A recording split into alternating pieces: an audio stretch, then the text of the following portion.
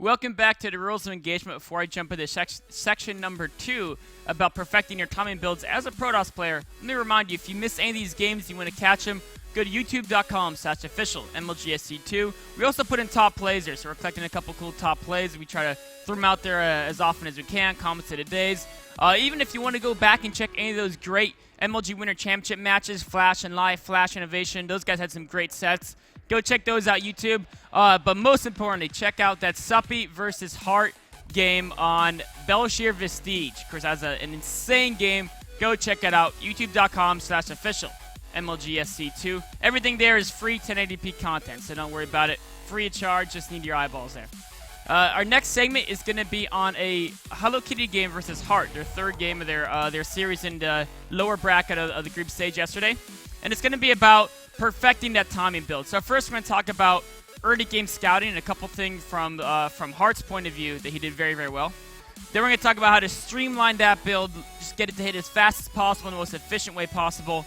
And then we're going to talk about how to micro the elevator attack, which is the build he did. Some people call it a bulldog attack from Brood War. But it's a pretty cool attack.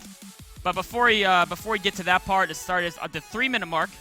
And we're going to talk about basically Hart scouting. So something that's important, I mean, the SCV scouting, of course, you know, most people know that it's not a terrible idea to scout with an SCV.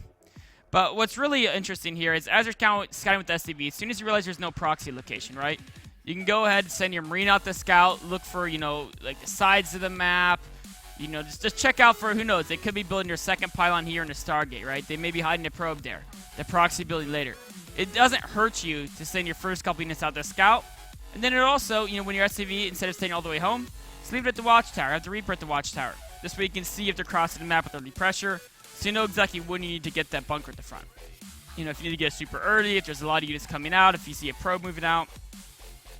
All these type of things you can do, they're free, right? Your Marine, he's sitting here doing nothing. So if you know he's safe to check out corners of the map, go ahead and do it. It's absolutely free. And of course, it's just a good habit, and it'll win you some games because you'll notice you'll catch your opponent doing something shifty, and you'll be ready for it. Which is exactly why Ryung actually 2-0'd HelloKitty the first 2 times they played. But this is Hart, not Ryung. That's a different series. Go check those out on YouTube, of course.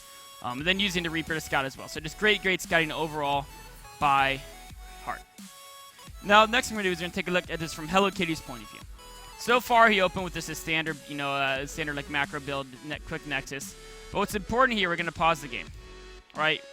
We notice he's going for this proxy robo, so he's going for an early time attack. And one thing that's super important when you do a time attack, I'm just going to really want you guys to know this. As Protoss, what you want to do is, let's say, okay, you figure out you want to attack the 9-minute mark, the 8:30 mark, the 10-minute mark, whatever it is that the timing you want to hit, because you watch your opponent's games, you see all the Terran games, and you say, I think most of these Terrans seem weak at a 10-minute mark, I want to hit them right then. Or it's because you proxy your robo, you want to go when you have 2 Immortals, and you say, okay, there's 2 Immortals come out at the 8:30 mark, so I want to be at my opponent's door attacking him by the 9-minute mark. You know, whatever it is, you pick the time you want to hit him, basically due to the constraints of the time build you're choosing. 2 minutes before that time, that's when you stop building probes and you build in all those extra warp gates, right? All those extra warp gates. 2 minutes before, that way 1 minute before, all those warp gates are up. Then you have 2 rounds of warp ins, and you can just go, and then you continually warp in more guys to support it. And mathematically, that timing is actually typically the most optimal for getting the most economy to warp in the most units and have the most sustaining warp ins throughout the battle, versus cutting probes earlier, being able to have more warp in cycles because you got faster gateways, but each cycle is smaller, right? So balancing the two, it's almost always 2 minutes is where you want to cut those probes. So keep that in mind as Protoss. With races like Terran, it's usually 3 minutes, and Zerg, it's usually more like 1.5 minutes. But with Protoss, at least, it's 2 minutes. So HelloKitty, we noticed this. He's now cutting probes, right? And he's cutting probes to add in these gateways, right? So that's his timing, right? He cut probes at like 6:40. So ideally, his attack would hit like 8:40 to follow that 2-minute rule. You know, give or take a few seconds. And that's actually going to line up great with getting these 2 Immortals. And then also he's going to go ahead and get a War Prism. So we see that now after he starts the gateways, he sneaks in a couple more probes. And the reason why he can do that is because you can stop. You can build the gateways, and the gateways take a full minute to build. And during that time, you get a little bit extra money. Of course, you need to save up some money so you can continue to warp units in and build more pylons. In fact, he actually forgets a pylon here, which definitely hurts him a good amount during this attack. But you also can sneak in, 1 or 2 more rounds of probes after you start those gateways and then go back to cutting your probes again. So now he's going to do this elevator attack, and this is what I want to talk about is the micro of this attack.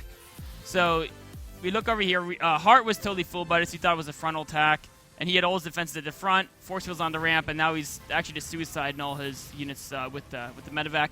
That's not so good. Ideally, let me just say ideally what you do is Hart. He's doing everything ideal except for those medevacs and these SCVs, because from Hart initially realizing what happens, he should be thinking, okay, I have a greater amount of power, right? I've got 1 siege tank out. A 2nd siege tank is almost out. I've got about 10 Marines, and he just has sentries and immortals. And siege tanks dominate any type of sentry immortal push, because they kill the sentries and immortals suck against SCVs. But the key thing there is he just suicided all his Marines for no reason. And then SCVs are going in alone. And SCVs are great fighters if there's something behind them to do damage. On their own, they're not the best fighter in the game, and of course that makes sense. I guess Terran would be pretty broken if SCVs are actually just good on their own. But the goal here was to realize, from Hart's point of view, okay, I've got a 2nd tank almost out. Once the 2nd tank's out, if it's set up with units in front of it, I win. So instead of this medevac going here, ideally it would have dropped here, and ideally the SCVs would have been, blocking these paths right here instead of charging in. And the whole goal of the SCVs is just to keep the units away from the tank, and then the tank will kill the sentries. Once the sentries are gone, you just A-move SCV Marine, you're going to beat the gateway units, especially with the tank behind it as well. So unfortunately, Hart makes a little bit of a misjudgment there, panics, and so his initial defense isn't that great. But from the Protoss point of view, this is where you want to talk about very, very important micro. Because, of course, he's going to time warp to keep the SCVs from pulling back and also to closing distance quite as fast. A good use of time warp. There wasn't any super insanely important spot to put a time warp, but that wasn't a bad one. And, of course, the Mothership Core died shortly thereafter anyway. But what you want to do is you want to go for the tanks when you can. But what's very important, the most important micro out of anything beyond going for tanks, is make sure the units are always attacking, right? So you see these Zealots, ideally those Zealots would attack the tank. But did HelloKitty sit there and spam right-click on a tank and having his Zealots just bump up against SCV looking like idiots and not able to do anything? No. The most important thing is making sure all your units are always attacking something. And as a general golden rule, never ever run a unit past your opponent's army or through other ones of your opponent's army to target a tank or target something important, right? It's great to target a tank if you can come at it from an angle or if you can just, it's right there in front of you. But never try to go through your opponent's units to target those key units. So again, like in this situation, right, just go for the SCVs. If you can land units on top of the tank, great. If he micros a tank back, don't try to run through the SCVs to get it. Just go straight for the SCVs. Ideally, you target a tank, but again, the most important thing is to make sure units are attacking something. So never try to run through their guys. Never try to, never lose damage output to target a certain unit. The most important thing is always have those guys attacking something. And as we can see here now, HelloKitty's up a lot of food. The second most important thing when doing this attack, one is make sure you guys are always attacking. The second is to realize when your opponent has enough damage output, right? He can continue to warp in more units, right? But look at this. There's 7 Marines and a siege tank. Warping in gateway units 4 or 5 at a time, with this amount of damage output, he'd lose 2 before the warping even completes, and the 3 would trade very inefficiently. So it's extremely important as a Protoss to realize when they have enough damage output that you're going to be cost inefficient to continually warp in units and push attack, and that's when you get out of there. Regardless of how much damage you've done, continuing to push is ill-advised at that point. Maybe you're way behind, maybe you're way ahead, but whichever case it is, back up and don't continue that push. This Immortal probably shouldn't hang out there either. And then from here, HelloKitty's just going to macro up. He's up 35 workers to 13, 2 base, so he wins the game. And he wins the game like 2 minutes later. But that's not the important part. The important part is to understand how to play that build correctly. And also from a Terran perspective, understand how important it is to scout early game if it doesn't cost you anything. There's so many times Terran players will use 2-3 scans, identify a timing build, and then realize that they've used 3 scans in the first 6 minutes of the game, so they actually don't have units. And all they've done is they've seen what's going to kill them because they don't have units to defend because they spent so many scans. So important to do the early game scouting if it's free. First Marine, there's nothing on the map, send him around. Right? Reaper, keep poking in and out. Try to keep that guy alive. Continual scouting. All these things are great ways to scout, and it saves you a lot of money. It doesn't cost you money. It saves you money because once you know what's happening, you don't need to use those very important scans.